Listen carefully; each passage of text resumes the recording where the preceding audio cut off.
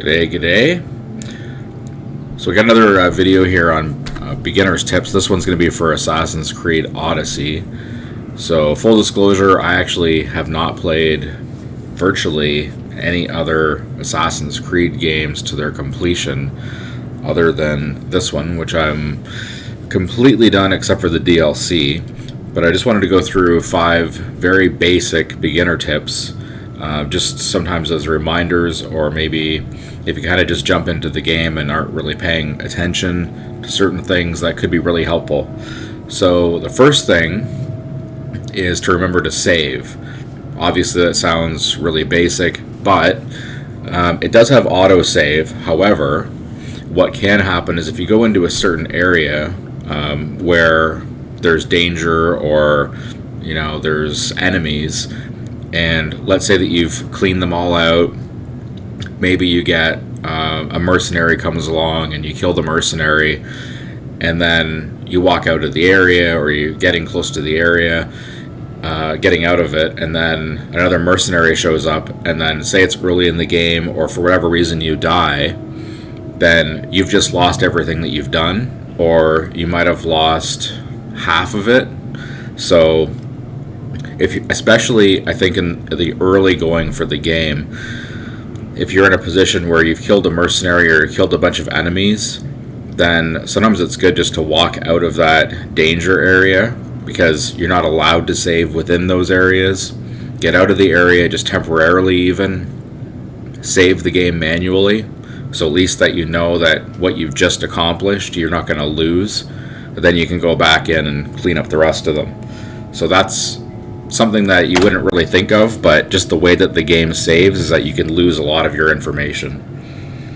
So additionally to that, your blacksmiths. So those are really, really important for all your upgrades.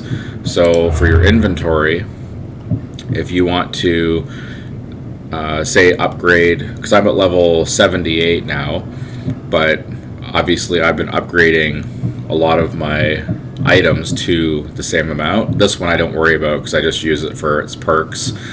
So for example, my bow, it might have been at 76 or whatever, and I bring it up to 78, plus you can do your engravings. So there's a little bit of strategic management involved in this. So a couple things. One is on the map, especially in the early going, you think, well, where do I find a blacksmith? And the answer is you can't always just find them anywhere. They're typically in town. So what I found was if you actually zoom in the map, you'll find these icons, like message boards. And typically what I find, and this is not always the case, but usually if you see a message board, you'll find a blacksmith somewhere close.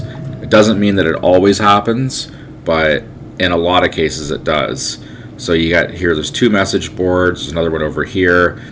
So you can as long as you've synchronized these areas, you can just fast travel, go to those areas, find your blacksmith. So this is really handy in situations where, let's say for example, and this comes into the management of your items. Let's say for example you want to upgrade a particular weapon, but let's say you don't have enough pelts or you don't have enough wood. You can fast travel to multiple blacksmiths and you can purchase those items from them. So what I usually do here is just mark the message board as your target, and then you'll know exactly where it is.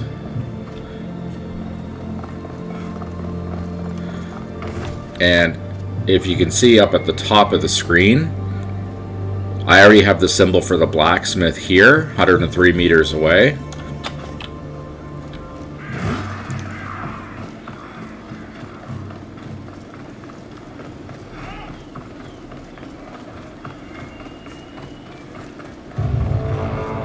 Of course, I've got a mercenary coming after me all of a sudden.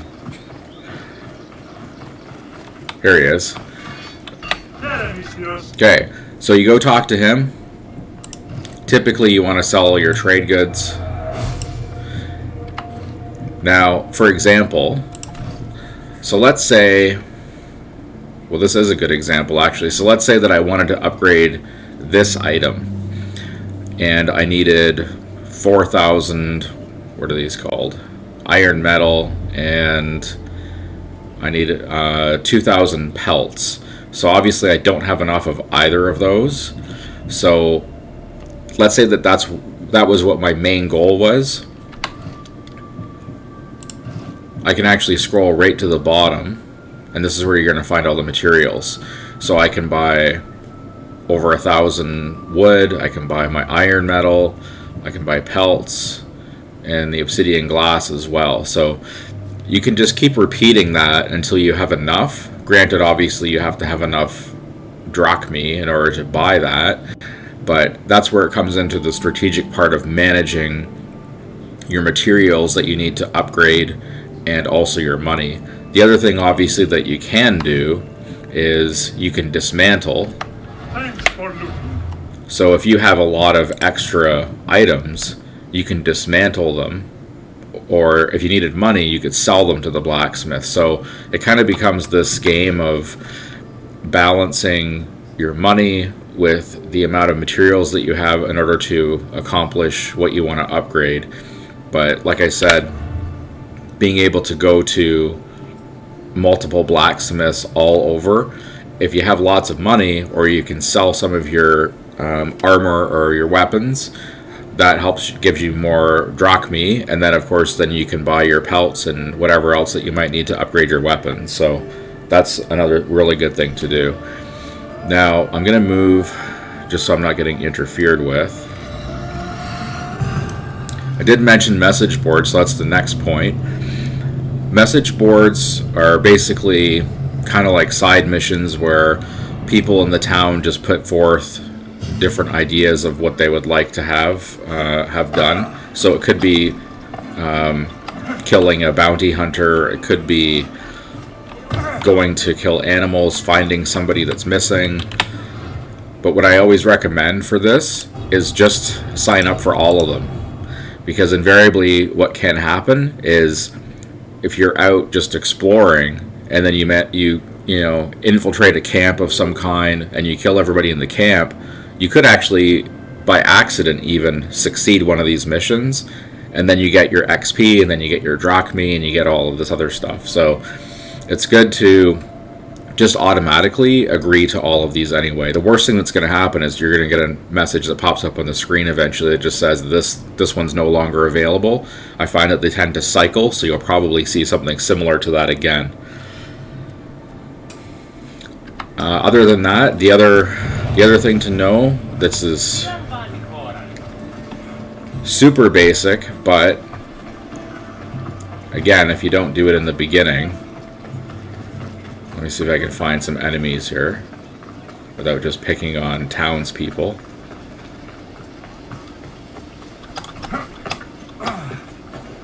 Here we go. Okay. So whichever platform you're playing on, you're going to have two functions that are going to help you escape from damage. So one is to block, which is this, and the other one is to parry, which is basically just to jump away. Now, if your enemies are glowing red, you're going to want to jump away, and if they're not glowing red but they're just swinging at you, then you can block. And if you block, I think it actually builds up some of your what do you call them?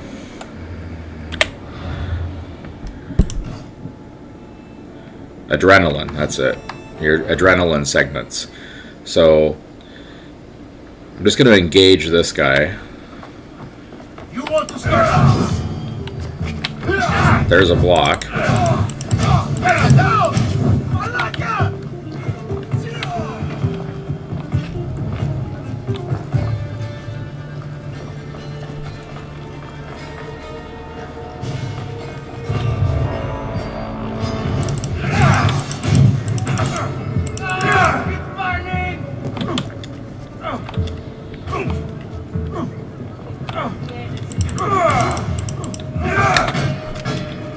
There's a parry.